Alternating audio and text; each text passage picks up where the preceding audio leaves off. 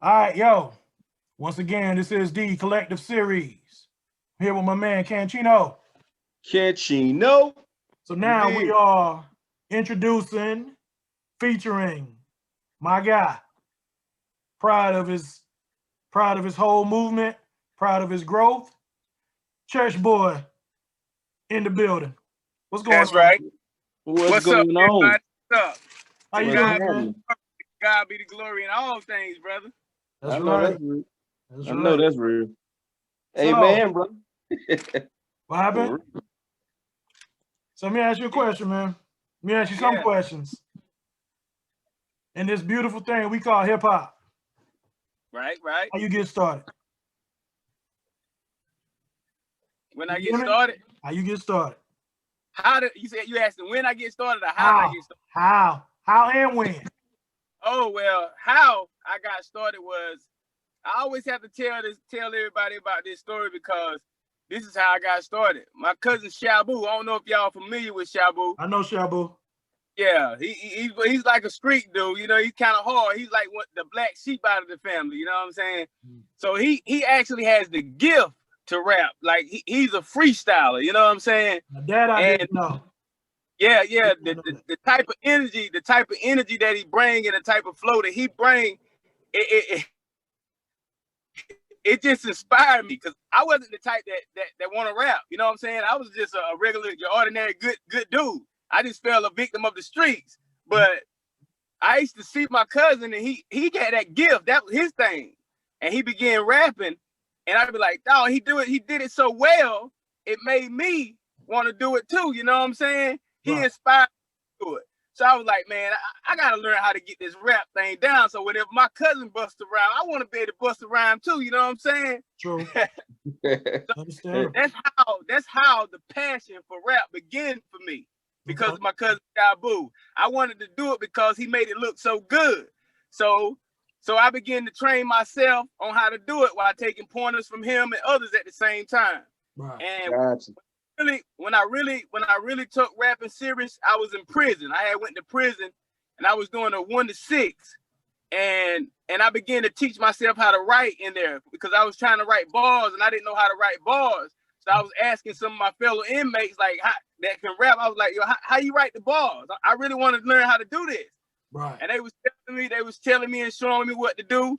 And it was a hard process, man. It was hard, brother. I'm telling you, it was hard to learn how to write a 16 bars Yeah. and write a chorus and then write a song. But my first song that I wrote behind prison walls, man, I brought it back out and I did it, performed it for the people down there, the inmates, Right. and Mhm. they loved it, man. It was mind blowing. They loved it, and that encouraged me to keep going. That was this street rap though. That's before I began to do gospel rap. You Right. understand? Right. Gotcha. Right. Right. I'm giving you the beginning on how it started Yeah, for yeah. me. We want that story. Yeah, We yeah, want that story. that's how it started for me. So you said you was doing street rap before. Right. You still got the confidence, and you learned when you was doing the street rap. And then tell me about your transition from the secular to the gospel. Oh yeah. Okay. Well, I was in the streets rapping, and I tell everybody this testimony right here because this testimony is what caused me to change my life. One day I was in the room, well, one night I was in the room in my mama house over there on the mill farm, and I stayed up all night sniffing cocaine and drinking beer and drinking liquor, and I was getting high. I mean, I had powder, marijuana, I had crack, I had some of everything, and I was just getting high all night long. And I remember Yeah. walking down the streets, and this church door was open, and I could hear like beautiful noise coming out of the church. So I walked in the church, and I sat beside the pastor. They were sitting down like in this little hallway part of the church. So I sat beside the pastor and I put my arms around her. I had a champagne glass in my hand. I was still high and everything, walking in the church, brother. Oh Real. wow. And I went in there. I ain't mean no harm. I Right. ain't mean no. Right. I was high, and I sat down, put my arm around the pastor. I was talking to the pastor, you know what I'm saying? Just talking. I forget what we was talking about, but I guess somebody saw the devil in me, and they called the police on me. So wow. as I was sitting there talking to the pastor, you know, not thinking about nothing, not thinking to harm nobody or nothing, somebody called the police, and then the police came. I looked, I was like, man, they were the police at the door, and they was like, Edwin, what you doing in here? They was like, you know, you don't supposed to be in here like that. You know what I'm saying? I was like, what you mean? I ain't bothering nobody, I ain't hurting nobody. You know what I'm saying? Right. So they was like, you got to come on out. They was like, come on out. You got to come on out. As I began to walk towards them, I thought about it. Man, I got dope in my pocket. And I know if I go, once I get outside, the police gonna do what? They gonna search. Yeah, that's another charge. they gonna search me, and that's another charge. So soon as my feet hit the top of them steps, what I did, Turn around. I struck out running, right?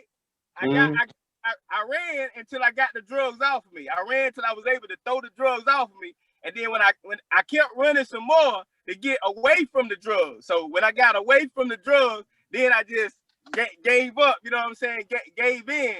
And even when I gave in, they put the handcuffs on me, man. And I was threatening them. I had caught a threatening to kill a police officer charge and all, man. Wow. And yeah, I was actually fighting the police from the time they put me in the car. When they took me to the holding cell in the county jail, I was fighting the police. I woke up with so many charges in the county jail. I was like, man, when I woke up, I said, I can't believe I let the devil trick me. I can't believe I let the devil trick me like that. I woke up, I had a threat to kill a police officer charge, all kind of charges. A whole bunch. I'm already a felon. Keep in mind, I'm already a felon. You know what I'm saying? Just not too long coming from prison. So that was the last time I went to jail. I was in jail, and that's when I finally realized. That's when I really saw that God was touching me. God was showing me what He had for me. Yeah, He had His hands on you. Yeah, so God began to speak. God began to speak to me, and I saw. He said, Edwin. He dropped it in my vision like plain as day. He said, Edwin, you can either go back out and you can die in your sins, and you can end up dead, or you can end up back in jail, or you can come with me, and I'm gonna give you that life that you know that you want to live. I'm gonna make you that person that you know that you should be. And He just dropped that into my vision. So I went to church one Sunday in jail, and the lady was up there preaching, and she made an altar call. She said, will there be one person in here that want to give their life to God? And I stood up, me and another guy. We both stood up with tears in our eyes. We was crying. And I walked up there, he walked up there, and we gave our life to God in the county jail down here in Bennettsville. Oh, and when wow. I left church that day in jail, man, I felt so good when I went back to my cell. I just held tight to my Bible, and I began to read my Bible, and then I began to write songs. This right here is to answer your question. Right. I began to write songs because you got to look now. I still had that street mentality. I'm just getting saved. I'm a babe in Christ. Right. Yeah. My transition just began. You know what I'm saying? So I still got the passion for writing music. I was writing music while I was writing street raps. Right. The devil would give me a hot song, then God would give me a nice gospel song. So it was like they was playing tug of war. God was pulling on me. The devil was trying to snatch me back. The devil would give me a song. God would give me a song. So I'm going back and forth. I'm writing street rap. I'm writing gospel music. Now I'm in the place like, man, which one you gonna do? You gotta do something. You gotta pick one. You can't serve both masters. You know what I'm saying? You can't serve God and the devil. You can't serve God and money. So I chose to ride with God, man. And it wasn't an easy transition, man. Like because your mind, the state of mind I was in, man, it was messed up. Like I wanted to be a thug. So I had to transition into gospel rap to learn how to write words without cursing and stuff like that. You know what I'm saying? It was a tough transition. But through Christ, I pulled it off. I began writing music, gospel music, in the county jail. When I left out, I had said in my mind, I told them inmates, and I said, when I get out of here, I said, I'm going to do it big. My music is going to take off. And they was like, I hear you. But I saw a dude that was in there with me when I was locked up that time. And we talked about this moment that I'm telling you. He was like, Elvin, you remember you said that you was gonna do what you're doing now? I said, yeah, I told you that. He said, man, you came a long way and you weren't lying either. You actually doing that. Right. Now my is around the world, bro. Everywhere. That's what's up. Everywhere. Match this. That's crazy. Major transition. Yeah. I just asked JAD because I know we all know each other. Yeah. How did it feel when you wrote? Because you already told me how it felt when you wrote your street rhyme and you performed it, you know what I'm saying, when you was in lockup. Yeah. How did it feel when you wrote your bars in gospel rap and you performed your gospel song, your rap song, basically your ministry, right? Yeah. For the masses, from pen to pad to recording studio to when you first did your record in gospel music. How did that feel? Man, it feel amazing. It was totally another level because, like you said, I went from performing in jail to being free again. Not only recording music in the studio, man, I'm performing in front of crowds of people, hundreds and hundreds of people now. Right. I do this for real now. I mean, I'm not just your ordinary local rapper, brother. I be getting opportunities everywhere. I travel and I go to perform different places everywhere. You know what I'm saying? So it was like a dream come true for me. The feeling, man, it's amazing. I'm still witnessing right now. Right. I got bookings as we speak right now to go different places, man, to go perform. Only thing that's really slowing that stuff down now is because of the COVID-19. Right. But yeah, like right now, I'm actually living it right now. But to answer your question, man, the feeling, I'm still feeling it right now, brother. It's amazing. It's a humbling feeling, but you can't help but to be excited about Jesus, man, because what Jesus did for me. Man, listen, man, when I first started my first CD cover, right? I remember making my first CD cover with just a notebook paper, writing down my track list with a pen and paper, and just a CD. I cut the piece of paper out in the square, like the size of a CD cover right here, and I'll put like the insert. But as you can see now, I don't have to do that. I have my stuff official now. I have real artwork, real CD covers. My music is on Apple stores, iTunes, it's everywhere. It's mind blowing, brother. I'm telling you, it's mind blowing. Well, I want to hop in here right quick. I want to hop in here right quick and tell you, I definitely appreciate your testimony. Like what you're saying, and you know what I'm saying, in such a short time, like what you just said is realer than like some of those street dudes and the stuff that they put out. So how do you feel? Do like street artists look at you as different since you're a Christian artist, or it's the same, it's received the same? Man, to be honest with you, man, I get the utmost respect from street dudes because I know a lot of street rappers, man. I know a lot of gangsters. I know a lot of thugs. I know a lot of drug dealers. I know a lot of people that's still in the streets right now really living it, man. And when I go around, see, I don't stay away from the hood. I go to the hood. I go back to the hood to witness. And I don't go back to the hood to judge. And when I go back to the hood, I don't say, well, you know you don't should be out here. No, I go out and I post up on the block with them. And I just sit there and let them feel the presence of the Lord on me and let them know that I'm here for them. But to answer your question, brother, man, I have nothing bad to say about them brothers. They give me the utmost respect, man. And they do. They really do, man. And I just try to put out there in my music to let them know that I've been there. I've been on the street selling crack, man. I've been out there. I know how it feels to sell so much of crack, and then you don't know, you can't go to sleep at night because you're worried about did somebody set you up? You stressed out. I was stressed out. Or somebody robbing you. Or somebody robbing you. Yeah, or somebody robbing you. I know what it feels like to be picked up by the police, hit with 6 distribution of crack cocaine. I know how it feel like to be sent to prison. Man, I know how I was really out there. I seen it all. I was in the drug buses. That's why I don't judge. But to answer your question, man, them guys show me much respect, man. And they receive my music. They receive it because they know I'm telling the truth. They was out there with me. They saw that my testimony is real. So how could they not receive what I'm saying? Yeah, definitely. Is it anybody in gospel right now that you working with or that you want to work with in the future? I have a few collaborations that I'm working with now. They're females, a few guys, but they are locally. They are locally. I want to work with a lot of people, man, but it's hard. It's hard to find people that actually really serious about living for God, brother. Yeah, that's the truth. No. Hey, cause I'm telling you, man, because I'm telling you, people will give you an opportunity to do a song with them, but once they hear what you were spitting, hey, I done had people that just throw that song away. Once they hear once they hear what I was spitting, brother, they was like, I'm waiting on them to be like, yo, let's go do this.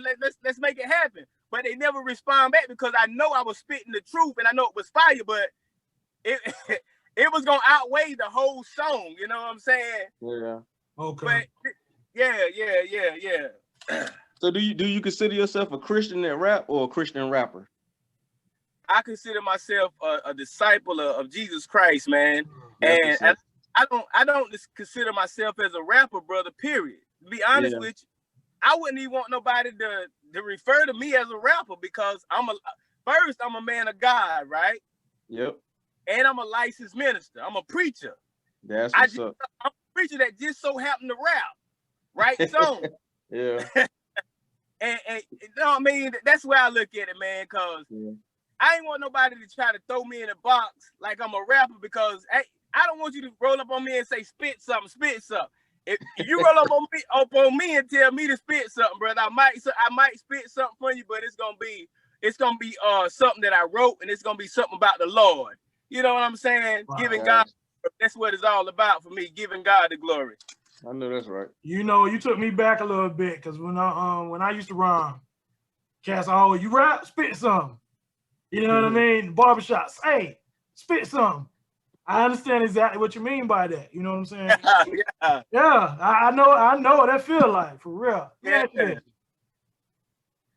How many albums have you put out? 12, man. I put out 12. I put out 12 albums. I'm on my number 13. I'm about to drop a new one. I already got the artwork did and everything. I'm about to drop that. I just dropped the new one a couple weeks ago. I saw on social media that you dropped another one. I saw you shaking hands because you've been an ordained minister. What exact month did that happen? Because I know that was last year. That was in day. I want to say it. I can't even remember the date right now. It's on my certificate at the house. I can't even remember the date, brother. Right. I saw you in your robe and everything. I was like, look at Edwin. It was last year. Sometime. Yeah. I ain't want to call it dating to be the wrong thing. So I understand that. Yeah. But man, you know, like I told you, man, you know, we know each other. We from the same, you know what I'm saying? We basically from the same part of town. You know what I mean? And just watching your growth. You know what I mean? Because I remember when you were little. You know what I'm saying? Yeah. But I'm not gonna talk to you like you little because you made the growth. Right. Like you are now. A lot of people don't know how to do that. And what I mean by that is like, it's just something about people that think that you're supposed to always be what you were when you were smaller or younger or whatever. Exactly. You was gonna be like, let's say for example, and I want to keep it, you know what I'm saying, keep it as relatable as possible. Let's say your first job, you know what I'm saying, a person's first job, it was a store clerk, you know, or they work at McDonald's or fast food. I'll just say fast food. They're like when they see you 30 years later or something, you're supposed to still be working there. And they're the only ones that grow. You know what I mean? You're supposed to stay here at McDonald's working fast food as a clerk or a cashier. Right. But they're the only ones can grow, and when they see your difference, they don't know how to handle it. Right. Some people act like that. You know what I'm saying? I'm not gonna put everybody. Yeah, you're right. And see, I remember you was little because I'm older than you, of course. You know what I'm saying? Right. You made that growth. Yeah. I see you, bro. You know what I'm saying? Matter of fact, I'll say this, y'all. You didn't see me, but I saw you in Bennisville. And I was like, Chess boy, you ain't hear a word. And I was really? Like, but you was way off. You was in a parking lot. Oh. It was many feet away. Oh. And I was like, it's too far for me to jog to you, and you was already in the car. You know what I'm saying? But yeah, it was over there by Dennisville, over there by like near that shopping center by Balo, with the old Balo. Yeah. It was over there. You know what I mean? Oh.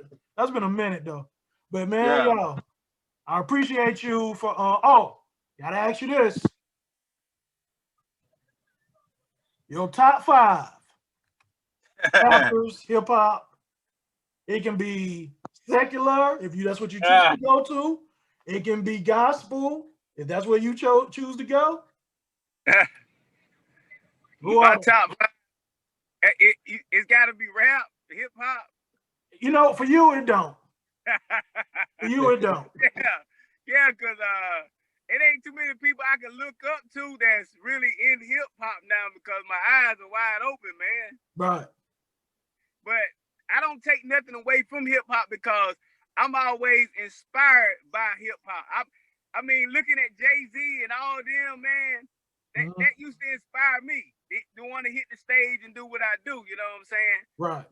But today, I would say my top 5. I would have to put myself as number 1.